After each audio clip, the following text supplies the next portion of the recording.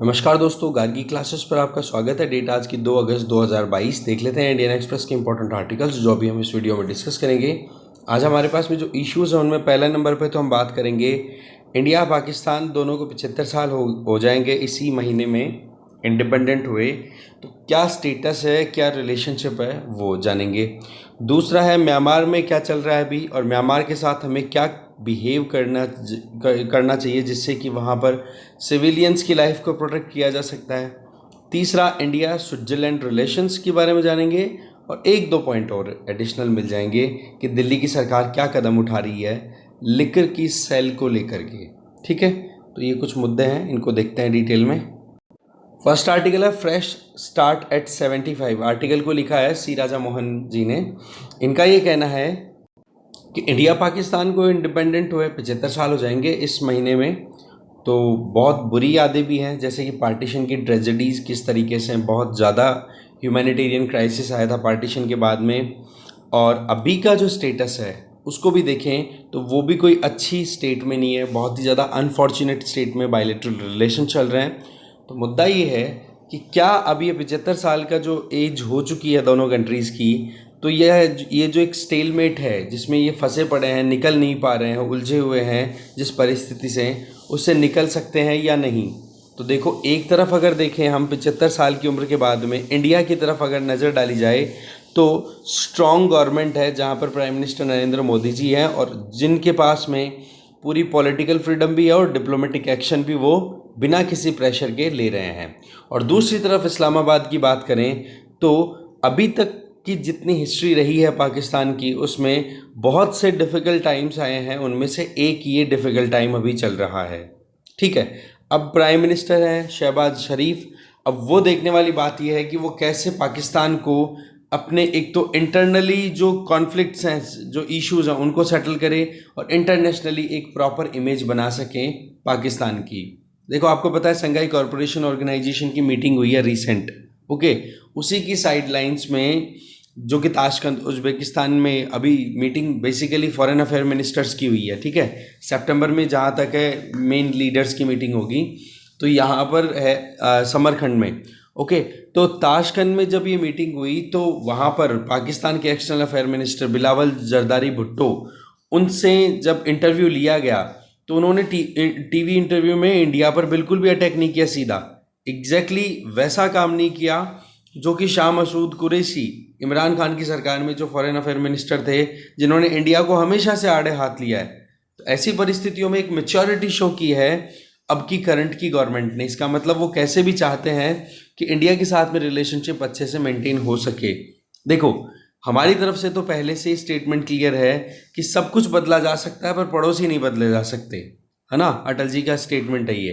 तो ये चीज़ अभी तक पाकिस्तान को समझ में नहीं आई है। तो ऐसी परिस्थितियों में पाकिस्तान को भी ये चीज़ समझनी होगी कि भाई सब कुछ बदला जा सकता है पर पड़ोसी नहीं बदला जा सकता। तो अभी के टाइम पर पाकिस्तान की जो डिप्लोमेटिक एंगेजमेंट है उसमें इंडिया के साथ ना एंगेज करना बहुत बड़ी प्रॉब्लम बन रही है उनके लिए, खुद के लिए। तो ऐसी चीज़ों में जो पाकिस्तान के एक्सटर्नल अफेयर मिनिस्टर हैं बिलावल भुट्टो, उन्होंने कहा कि आज नहीं तो कल एंगेज तो करना है ही। पर पाकिस्तान के लिए सबसे बड़ी प्रॉब्लम जो बन रही है ना आज के टाइम पे इंडिया के साथ ना एंगेज करने की, वो है कश्मीर का मुद्दा। जो आज के 3 साल पहले 2019 में 5 अगस्त आने वाली है, तो 5 अगस्त 2019 को कश्मीर का जो कॉन्स्टिट्यूशनल स्टेटस है जो कि हमारी पार्लियामेंट ने चेंज कर दिया था, तब से लेकर उसी मुद्दे को लेकर पाकिस्तान में सरकारें बन रही हैं, बिगड़ रही हैं।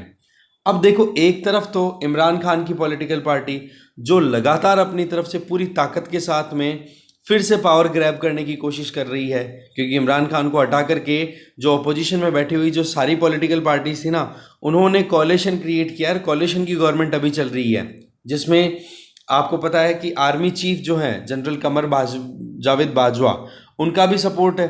दूसरी तरफ जो एक कॉलिशन की गवर्नमेंट होती है वो इतनी स्टेबल होती नहीं है।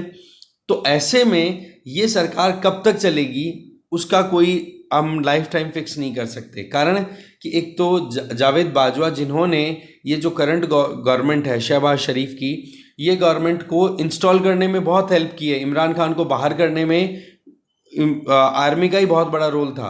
पर यही कि ये जो जनरल बाजवा है इनका खुद का टेन्योर खत्म होने वाला है, राइट। दूसरी तरफ अगर देखी जाए तो इमरान खान अपनी तरफ से लगातार कोशिशें कर रहे हैं पावर ग्रैब करने की। रिसेंटली लाहौर में इलेक्शंस हुए, वहाँ पर आप देखो इमरान खान की पार्टी को बहुत ज़बरदस्त जीत मिली है वहाँ पर। तो ऐसी परिस्थितियों में क्या शो हो रहा है कि इमरान खान वापस आने की पूरी कोशिशें कर रहे हैं। दूसरी अगर बात करें तो पाकिस्तान के मिलिट्री एग्जिस्टिंग रिजीम है ना, पाकिस्तान में मिलिट्री में जो एग्जिस्टिंग सिस्टम है वो तो देखो इमरान खान को फेवर करता नहीं है, पर पाकिस्तान की आर्मी से रिटायर्ड जो इंडिविजुअल्स हैं उनमें से कई ऐसे लोग हैं जो कि इमरान खान को ओपनली सपोर्ट कर रहे हैं और ये कह रहे हैं कि इमरान खान को जो सत्ता से निकाला गया था आर्मी के द्वारा बोलो बहुत ही गलत था। अब देखो बात ऐसी है कि आज की परिस्थिति में अगर आपके सामने इस्लामाबाद लिखा हुआ है ना तो इसका मतलब वहाँ की सरकार की बात हो रही है, और अगर रावलपिंडी लिखा हुआ है ना तो इसका मतलब पाकिस्तान की आर्मी की बात हो रही है। तो आज की परिस्थिति में देखें तो रावलपिंडी है ना वो पाकिस्तान के फ्यूचर को डिसाइड करने में ओनली एंड सोल पावर नहीं बची है, ठीक है, और ना ही ये अब एक्सपेक्ट कर सकते हैं। देखो एक वक्त था जब वहाँ की आर्मी सब कुछ डिसाइड करती थी, पर अब धीरे धीरे पाकिस्तान अगर डेमोक्रेसी की तरफ बढ़ता भी है तो वो इंडिया के लिए भी बुरा नहीं है, ठीक है। अब देखो पाकिस्तान की आर्मी ने अनडेमोक्रेटिक मैनर में रूल किया, क्योंकि इलेक्शन तो होता नहीं आर्मी का, तो कैसे डेमोक्रेसी बोल सकते हैं। अगर वो एक कॉम्पिटिटिव या एक प्रॉपर गवर्नमेंट दे सकते थे, गवर्नेंस दे सकते थे, या फिर इकोनॉमिक ग्रोथ देते तो शायद आर्मी पे इतने सवाल नहीं उठते, पर ऐसा आर्मी करने में फेल हो चुकी है। तो ऐसी परिस्थितियों में अब जो आर्मी ने अपने खुद के एजेंडा चलाए थे क्या कि लोकली खुद के देश में तो रिलीजियस एक्सट्रीमिज्म को बढ़ाना और एक्सटर्नली देखा जाए तो जिहाद को बढ़ाना, तो ऐसी परिस्थितियों में रिलीजन को अपने खुद के स्टेट पर इम्पोज कर दिया था पाकिस्तानी आर्मी ने, जिसका रिजल्ट ये रहा कि एक वक्त जहां पर पाकिस्तान को एक बहुत इंपॉर्टेंट रोल प्ले करने के मौके मिलते थे, ठीक है, इंटरनेशनल अफेयर्स में, वो सारे मौके आज नहीं मिलते हैं। तो ये चीज़ जो है ये एक सबक है पाकिस्तान के लिए।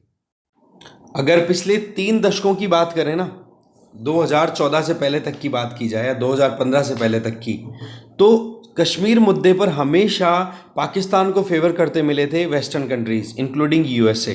पर आज पाकिस्तान अगर कश्मीर मुद्दे को उठाता है ना तो केवल चीन और टर्की, ये 2 ऐसे कंट्रीज हैं जो सपोर्ट देते हैं, बाकी और कोई भी सपोर्ट नहीं देता है।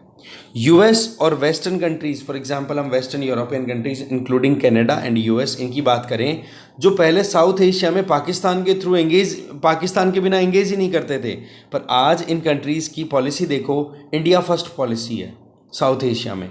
दूसरा, अगर गल्फ़ कंट्रीज़ की बात करें जो पाकिस्तान के साथ में रिलीजियस सॉलिडरिटी मनाते आए हैं कि हाँ भाई इस्लाम को हमें प्रमोट करना है, इस्लाम के नाम पर इनकी जियोपॉलिटिक्स चलती थी, आज वो भी इंडिया को एक वैल्यूएबल पार्टनर के तौर पे ज़्यादा देखते हैं बजाय कि पाकिस्तान के। इसी के चलते आज आप देखो कि इकोनॉमिकली कितना एंगेज किया जा रहा है। कश्मीर जो कि बहुत ज़्यादा हाईलाइटेड इशू रहता है ना, वहाँ पर यूएई जैसे कंट्री से हम इन्वेस्ट करवा रहे हैं। तो आप खुद समझ सकते हो कि यूएई की तरफ से कोई ऑब्जेक्ट, और कश्मीर का जब ये हमने जो आर्टिकल 370 को एब्रोगेट किया, इनइफेक्टिव बनाया ना, तो उस टाइम पर गल्फ़ कंट्रीज़ की तरफ से कोई ऐसे ओपन स्टेटमेंट भी नहीं आए जो कि इंडिया को क्रिटिसाइज़ करे। सऊदी अरब के साथ में भी हमारे रिलेशनशिप बहुत अच्छे हो रहे हैं इस टाइम पे। तो ऐसी परिस्थितियों में इस्लामाबाद को लगातार अपनी जियोपॉलिटिकल अप्रोचेस को लेकर के जो गलत फहमियाँ थी, रिलीजन को लेकर के जो काम किए गए थे, उनका खामियाजा भुगतना पड़ रहा है। इसके आगे आईएमएफ के पास में, इंटरनेशनल मॉनेटरी फंड के पास में, इस्लामाबाद दैट मीन्स पाकिस्तान को आज तक लगभग 23 बार जाना पड़ चुका है कि भाई आप हमारी सहायता करो और कैसे भी करके हमारी इकोनॉमी को क्राइसिस से बाहर निकालो। तो अब 23वीं बार चक्कर काट रहा है पाकिस्तान वहाँ पर बेल आउट लेने के लिए। तो ये क्या हो रहा है कि जियो इकोनॉमिक्स की बजाय जियो पॉलिटिक्स पे ध्यान दिया। आज 75 साल हो रहे हैं ना, आज पाकिस्तान की इकोनॉमी इंडियन इकोनॉमी का 1/10 है। इवन 1971 में जब बांग्लादेश का लिबरेशन हुआ था, तब पाकिस्तान से ही अलग हुआ था Bangladesh, right, east Pakistan west Pakistan. तब से लेकर अभी तक की बांग्लादेश की जर्नी भी देख लो, पाकिस्तान से $100 बिलियन की ज़्यादा बड़ी इकोनॉमी बन चुकी है बांग्लादेश की। ये 2022 एंड तक हो जाएगा। तो तो ऐसे में आप देखो कि पाकिस्तान ने कितनी गलत पॉलिसीज अडॉप्ट की हैं, वो खुद के लिए गलत साबित हो गई। सही गलत का मुद्दा नहीं है, पर अभी तक की जो पॉलिसीज है उनसे पाकिस्तान को कुछ अच्छा अचीव नहीं हुआ है। अब आ जाओ इंटरनेशनल पॉलिटिक्स की बात कर लेते हैं थोड़ी। देखो, एक तरफ चाइना रशिया है आज के टाइम पे यूक्रेन वॉर आउटब्रेक होने के बाद में, और एक तरफ है यूएसए। वैसे तो पहले भी क्लियर था, पर दोनों आमने सामने खड़े हैं। तो ऐसी परिस्थितियों में पाकिस्तान को बहुत ज़्यादा मुश्किलों का सामना करना पड़ रहा है। 1970 के टाइम का वो टाइम जब यूएस और चाइना की रिलेशनशिप बहुत अच्छी चलती थी ना, उस टाइम पर पाकिस्तान को बहुत मतलब बेनिफिट हुए थे।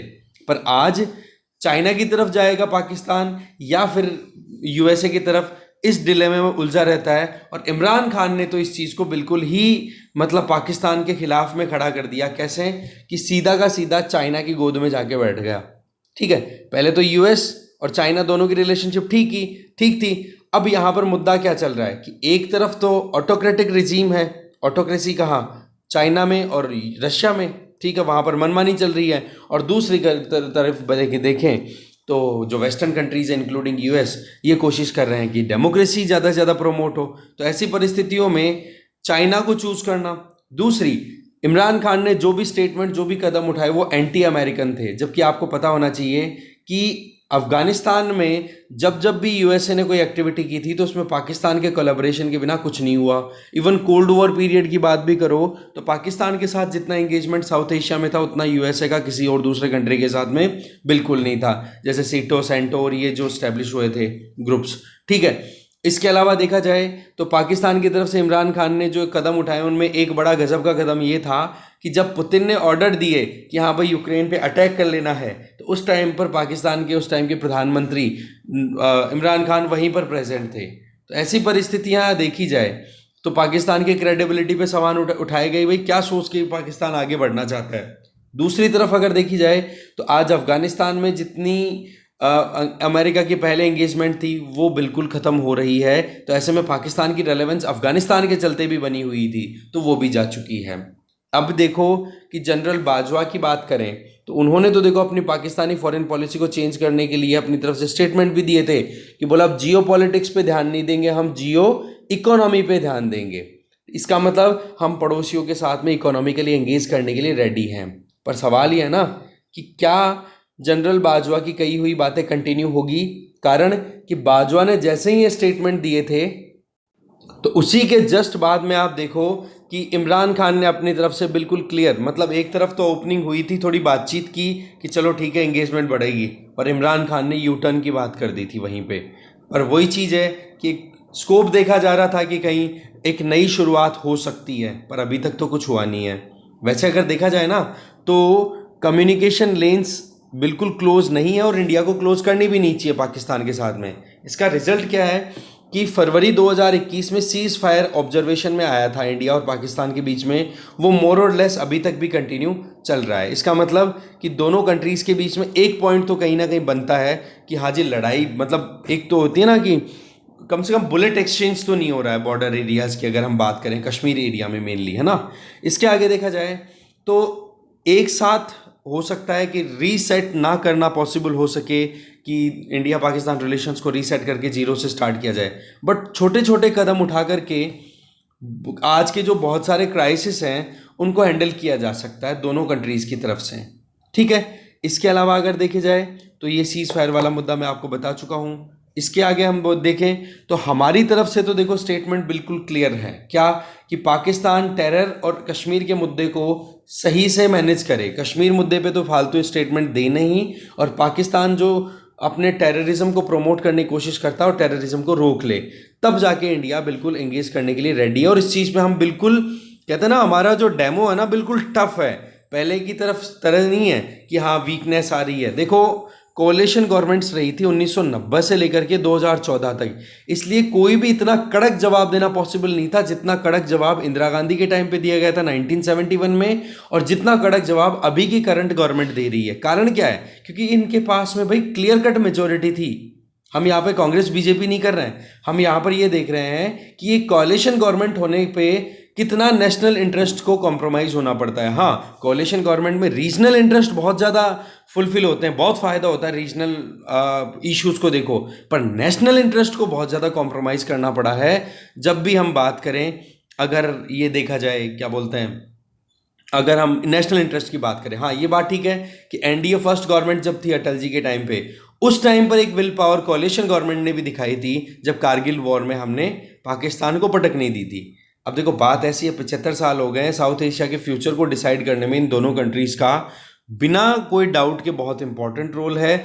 अब देखो हमारी तरफ से तो स्टेटमेंट दिए जा सकते हैं, पर पाकिस्तान इस चीज़ को एक्सेप्ट करेगा कि नहीं, ओवरऑल दोनों कंट्रीज को साथ मिलकर के इस साउथ एशियन सब कॉन्टिनेंट के लिए अच्छे के लिए सोच के आगे चलना चाहिए। 75 साल की उम्र हो चुकी है इनकी, 75 साल की उम्र मतलब बूढ़े तो हो ही गए। ठीक है, आगे चलते हैं। मतलब 75 साल की उम्र का मतलब हो गया 74 साल की उम्र, 75वां बर्थ अपना खुद का इंडिपेंडेंस एनिवर्सरी सेलिब्रेट करेंगे ही। नेक्स्ट है टेकिंग ऑन द तत्मादाव। देखो तत्मादाव का मतलब होता है मिलिट्री रिजीम, ठीक है, और ये कहाँ की बात कर रहे हैं, म्यांमार की। राधा कुमार के द्वारा लिखा हुआ ये आर्टिकल है। इनका ये कहना है, देखो कि 1 अगस्त, आज की डेट, कल की जो डेट गई, 18 महीने हो गए, 1.5 साल हो गया है जब से म्यांमार में मिलिट्री कू हुआ, और तब से वहाँ पर मिलिट्री का ही रिजीम चल रहा है, जुंटा रिजीम चल रहा है, जिसको हम तत्मदाव बोलते हैं। Okay, United nation human rights monitor के अकॉर्डिंग देखें तो 2000 लोगों के लगभग मारे जा चुके हैं वहाँ पर, 14,000 के लगभग लोगों को जेल में डाला जा चुका है, जिनमें से 90 तो वो लोग हैं जो पहले लॉ मेकर रह चुके हैं। इसका मतलब पहले डेमोक्रेटिक सिस्टम के टाइम पे वो अच्छे से काम करने वाले MP MLAs ये हैं, लीडर्स हैं, राइट। 7 लाख के लगभग रिफ्यूजीज़ हैं, 500,000 5 लाख के लगभग लोग जो हैं वो इंटरनली डिस्प्लेस हो चुके हैं, क्योंकि मिलिट्री वहाँ पर बहुत बुरे अत्याचार उन पर डाल रही है। ओवरऑल देखें तो इकोनॉमी बहुत बुरी परिस्थितियों से गुजर रही है, और ह्यूमैनिटेरियन क्राइसिस का सामना तो कर ही रहा है देश। सो ओवरऑल ये है कि ये सिनेरियो देख करके इंडिया और वर्ल्ड कम्युनिटी ने क्या एक्शन लिया, बोलो सब ने एक तरीके से रिज़ाइन दे रखा है कि हमें इस तरफ ध्यान ही नहीं देना है, इस कंट्री में जो भी सफरिंग हो रही है उन पे।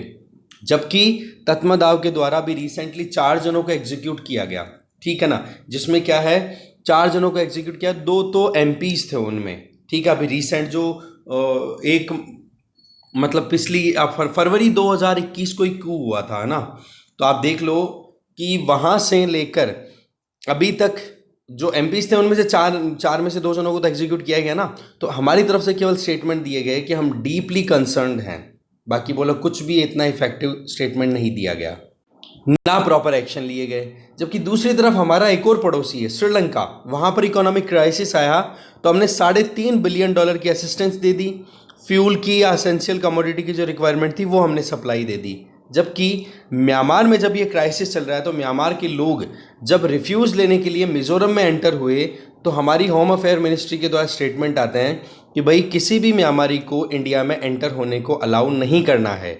तो ये तो ठीक है, गनीमत है कि मिज़ोरम के चीफ मिनिस्टर, ठीक है, जोरमथंगा ने अपनी तरफ से ब्रेव स्टेप लिया और गवर्नमेंट के द्वारा, सेंट्रल गवर्नमेंट के द्वारा दिए हुए स्टेटमेंट्स को रिफ्यूज़ किया और अपने रिश्तेदारों को वहाँ से आने दिया, जो चिन कम्युनिटी के लोग थे उनको, जो म्यांमार से जान बचा करके आ रहे थे।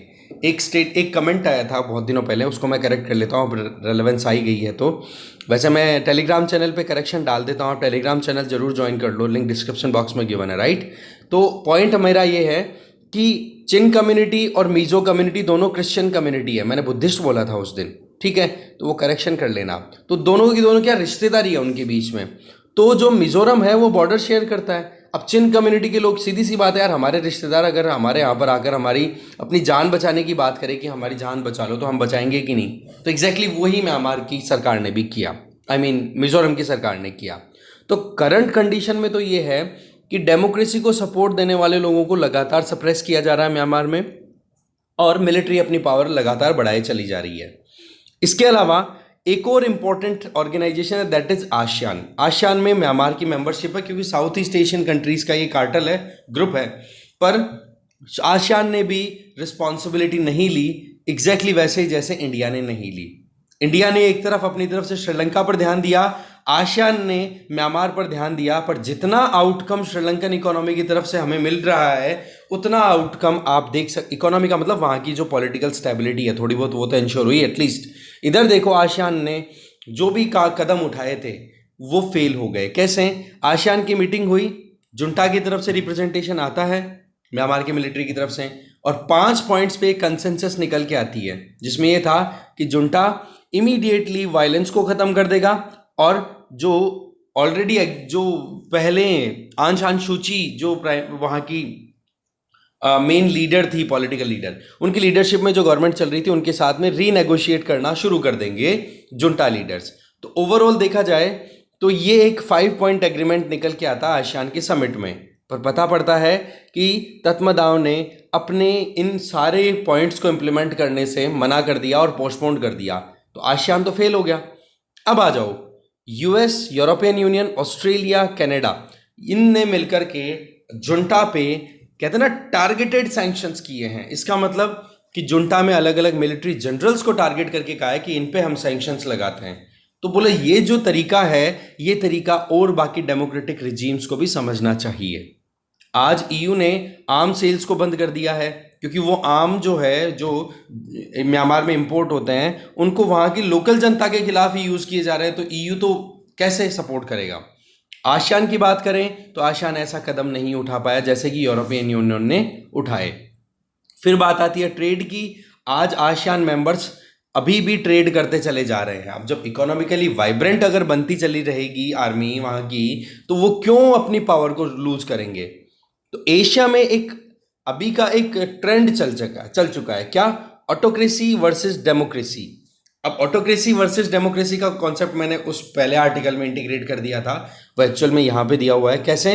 कि रशिया चाइना दोनों मिलकर के एक तरफ हो गए हैं, जहाँ पर इन्होंने यूक्रेन मुद्दे को हाईलाइट कर रखा है, लड़ाई चल रही है वहाँ पर, जबकि दूसरी तरफ डेमोक्रेसी को प्रमोट करने के लिए वेस्टर्न सोसाइटीज़ काम कर ही रही हैं। तो ऐसी परिस्थितियों में तत्मदाव है, ये कोई डेमोक्रेटिक सिस्टम तो है नहीं, तो इसको पूरा सपोर्ट मिल रहा है रशिया और चाइना का। इवन आर्म सप्लाई की देखो कोई कमी नहीं आ रही है। जब तक आर्म सप्लाई की कोई कमी नहीं आएगी तो क्या डेमोक्रेसी इंस्टॉल हो पाएगी? चांसेस नहीं है दूर दूर तक। देखो कुछ ऐसे भी बातें निकल रही हैं, र्यूमर्स निकल रही है कि भारत भी अपनी तरफ से, जो भारत इलेक्ट्रॉनिक्स लिमिटेड है, ठीक है, बेल, अपनी तरफ से जुंटा को एयर डिफेंस सिस्टम और कोस्टल सर्विलियंस इक्विपमेंट सप्लाई कर रहा है अभी भी। तो ऐसी परिस्थितियों में बोला इंडिया जो है वो जुंटा को कोऑपरेट कर रहा है, जो कि डेमोक्रेटिक वैल्यूज के अगेंस्ट में है। अब देखो राइटर ये बोल रहे हैं, चाहे ज़मीन की बात करो चाहे सी बॉर्डर्स की बात करो, म्यांमार ने आज तक बहुत बुरी परिस्थितियों का सामना किया, और उन बुरी परिस्थितियों के चलते ही हम भी कहीं ना कहीं मुश्किलों का सामना करते रहते हैं नॉर्थ ईस्ट में जो इंसर्जेंसीज रहती हैं। तो हमारी तरफ से तो कोशिश ये रही है कि म्यांमार में एक ऐसा सिस्टम चलता रहे जिसके चलते म्यांमार में जो इंडियन इंसर्जेंट ग्रुप्स हैं वो अपने वहाँ पर सेफ हेवंस ना क्रिएट करें, क्योंकि म्यांमार की बॉर्डर पूरी शेयर होती है और बॉर्डर पोरस हो रहा है, खुली बॉर्डर है। आराम से म्यांमार की तरफ से 16 किलोमीटर अंदर तक हमारी आ सकते हैं म्यांमारी, और हमारी तरफ के लोग जो हैं वो 16 किलोमीटर अंदर तक म्यांमार में जा सकते हैं। तो ऐसे में जो पोरस बॉर्डर है ना, इसके चलते बहुत ज़्यादा इनसिक्योरिटी इशू रहते हैं। तो ऐसे में म्यांमार में जो रजीम चलता है उसके साथ में हमें इंगेज करना पड़ता है। अब जैसे जुंटा रिजीम अभी करंट चल रहा है, उसके पहले अगर डेमोक्रेटिक सिस्टम भी था तो उसके साथ में भी हमने इंगेज किया कि भाई जो इंसर्जेंट ग्रुप्स हैं वो इंसर्जेंसी ना फैलाए हमारे नॉर्थ ईस्ट में। क्यों? क्योंकि उनको जब भी जान बचानी होती है तो म्यांमार में जाकर के छुप जाते हैं।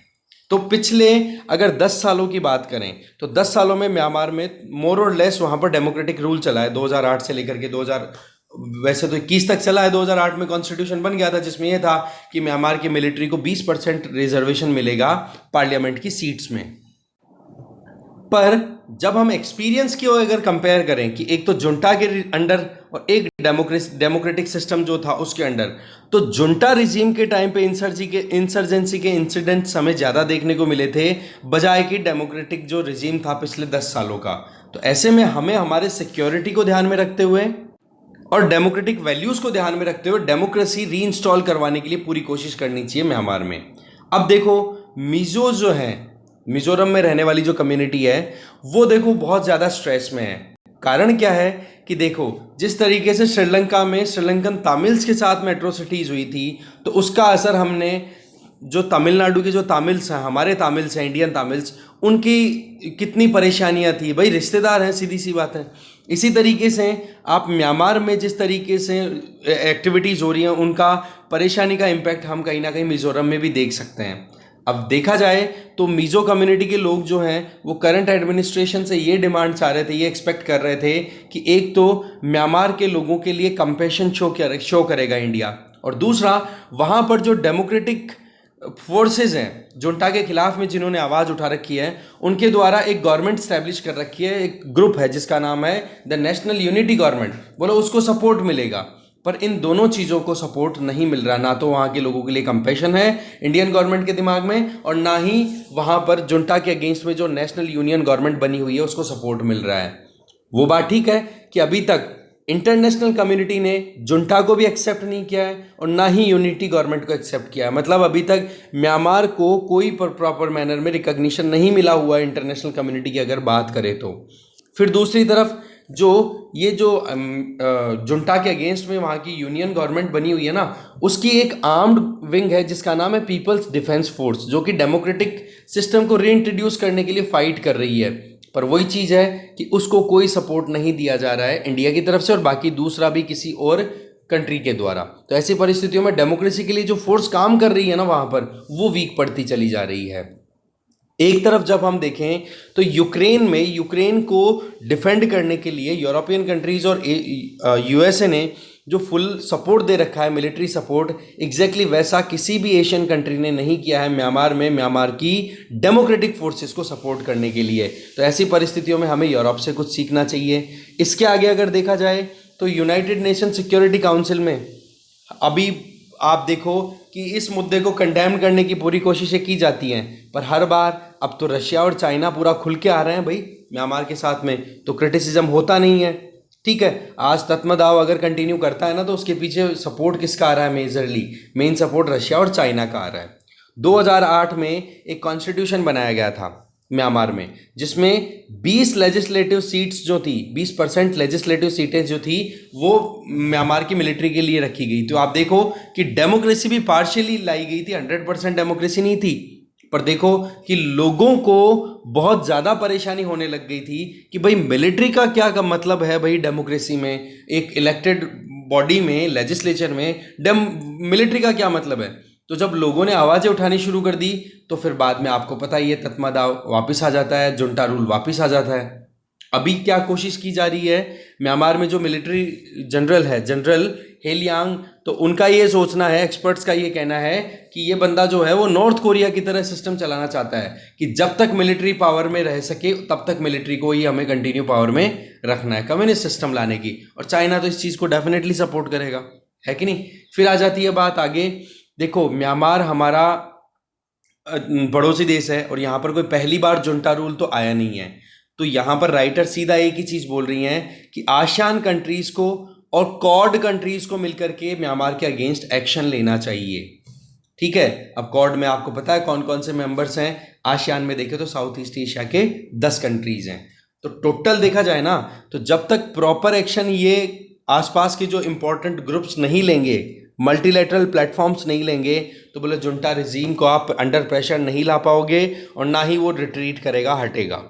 इसके आगे अगर यही सिस्टम चलता रहा ना, तो इकोनॉमी तो बर्बाद हो ही रही है म्यांमार की। लोग वहाँ पर जो डेमोक्रेसी के लिए लड़ाई लड़ रहे हैं, सिविल डिसोबीडियंस मूवमेंट कर रहे हैं, वो भी अंडर प्रेशर आते रहेंगे और फ़ायदा इसका मिलेगा केवल और केवल चाइना को, जो कि अपनी पकड़ बनाने में कोई कमी छोड़ नहीं रहा है। तो ऐसी परिस्थितियों में हमें अपनी तरफ से एक्शन प्रॉपर लेने की ज़रूरत है। तो ये राइटर के ओपिनियन थे कि हमें म्यांमार के साथ क्या ट्रीटमेंट अभी करने की ज़रूरत है। आगे चलते हैं। नेक्स्ट आर्टिकल है Delhi to burn drawing closures. अब देखो पॉइंट ये है, यहाँ पर ये आर्टिकल लिखा है लीविया लेवी, ये स्विट्जरलैंड के रिप्रेजेंटेटिव है, राइट। तो देखो इनका ये कहना है कि इंडिया और स्विट्जरलैंड की रिलेशनशिप जो है वो भी अगले साल 75 साल की हो जाएगी, क्योंकि 1947 में इंडिया इंडिपेंडेंट हुआ और 1948 में ही ट्रीटी ऑफ फ्रेंडशिप साइन कर ली थी दिल्ली ने और स्विट्जरलैंड ने।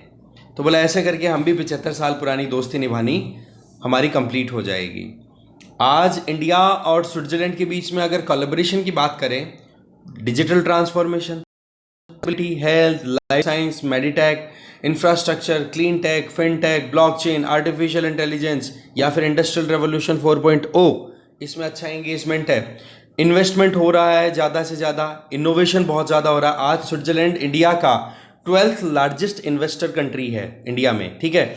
और 100 से ज़्यादा स्विट्जरलैंड बेस्ड जो स्विस कंपनीज हैं वो मैन्युफैक्चरिंग में काम कर रही है, जो कि इंडिया का जो मेक इन इंडिया इनिशिएटिव है उसको साकार बना रही है।